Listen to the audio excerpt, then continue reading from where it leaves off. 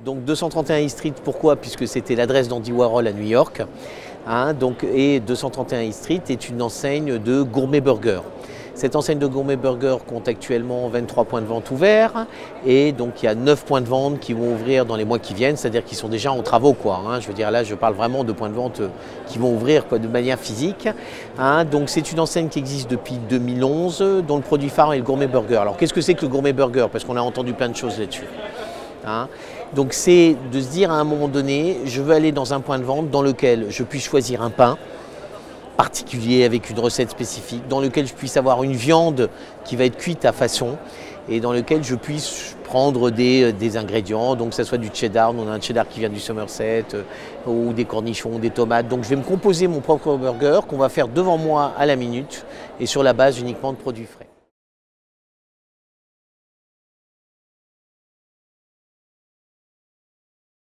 Alors, vous savez, c'est toujours une question à 1000 francs, c'est toujours difficile, difficile.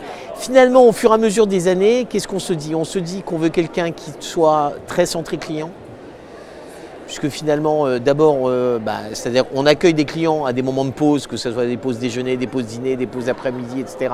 Et je crois que bien s'occuper de ses clients est un point extrêmement important.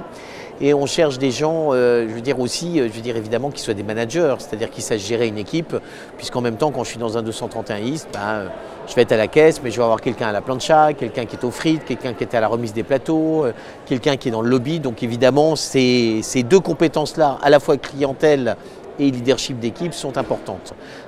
Et elles se retrouvent d'ailleurs, par exemple, souvent chez des gens qui ont été historiquement déjà des commerçants ou des hôteliers restaurateurs.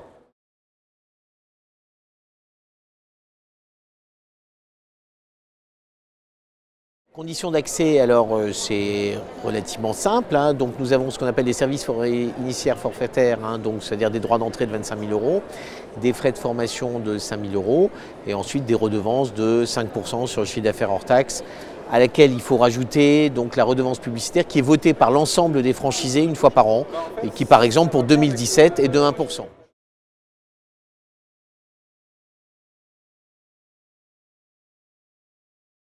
Ce que je crois aujourd'hui, c'est le marché du gourmet burger est un marché de niche. C'est-à-dire la niche du gourmet burger, c'est de se dire sur l'ensemble des gens qui consomment des burgers aujourd'hui. Donc sachez que, et je pense que vous le savez, donc il y a à peu près autant de burgers de vendus actuellement que de sandwichs en France. Sur ce marché-là, on va dire il y a 5 à 10% du marché pour une population qui veut manger un produit frais préparé à la minute. Voilà. Donc il y a un vrai marché, puisque le marché du hamburger est un marché extrêmement important, donc avec des leaders traditionnels que tout le monde connaît. Et c'est un vrai marché niche qui est en train de se développer en France, qui déjà fonctionne très bien aux États-Unis, qui fonctionne bien en Angleterre et sur lequel d'ailleurs la France est en fer de lance, quoi. Ça c'est une première raison, donc c'est un marché en développement et c'est un marché dont on fait l'hypothèse qu'il ne va pas s'arrêter demain matin. La deuxième chose, c'est qu'on a une démarche produit très très spécifique. Par exemple, donc la dernière chose qu'on vient de faire, c'est qu'on a lancé une viande aidée en cela par Olivier Metzger, qui est un des grands bouchers parisiens et qui fournit, on va dire, de grands restaurants en France, sur lequel on est allé sélectionner des bêtes. On est allé voir des éleveurs, on a sélectionné des bêtes, on a tracé en fait les animaux, on a essayé de travailler sur leur nourriture, de retravailler sur leur évolution aussi, de telle manière à la fin avoir une viande d'une qualité, d'un goût exceptionnel. Et aujourd'hui, je peux le dire, nous avons une viande exceptionnelle chez 231 East Street. Donc c'est la qualité des ingrédients, mais c'est vrai aussi pour le cheddar qu'on va chercher dans le Somerset, c'est vrai aussi pour le cheesecake qui est fait par Elisabeth Biscara qui avait gagné Masterchef, c'est vrai aussi pour les pains qui sont faits par Monsieur Kirchner, je veux dire, qui est un fou boulanger qui adore créer des recettes et de nouveaux produits, etc. Donc c'est une vraie qualité produit. En troisième, je dirais, c'est aussi la force d'un réseau, puisqu'aujourd'hui, 231 East est une des marques leaders sur ce marché, puisqu'on a démarré un peu avant les autres. Et aujourd'hui, c'est vrai que le foisonnement et la multiplication des points de vente permet d'avoir un réseau soudé et cohérent.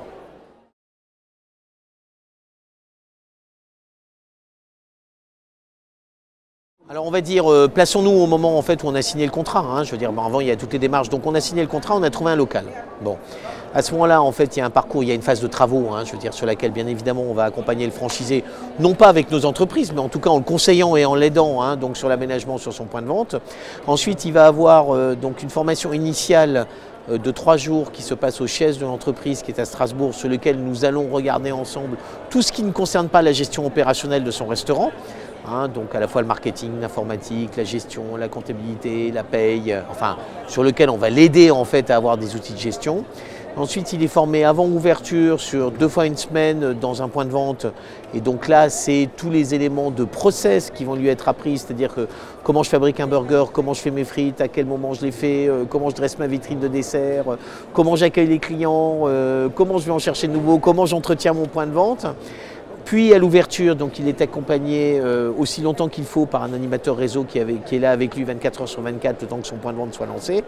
Et ensuite, évidemment, donc, il sera suivi de manière très régulière à la semaine, puis au mois, donc, par des animateurs réseau qui vont venir dans son point de vente.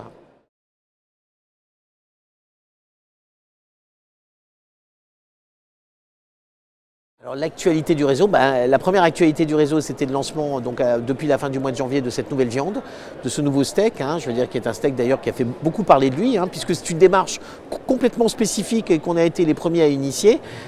Donc l'actualité très proche, c'est l'ouverture du prochain point de vente, donc à partir du 17 avril à Clé-Souilly, donc qui va ouvrir sur le centre commercial de Clé-Souilly, donc un nouveau 231 East Street.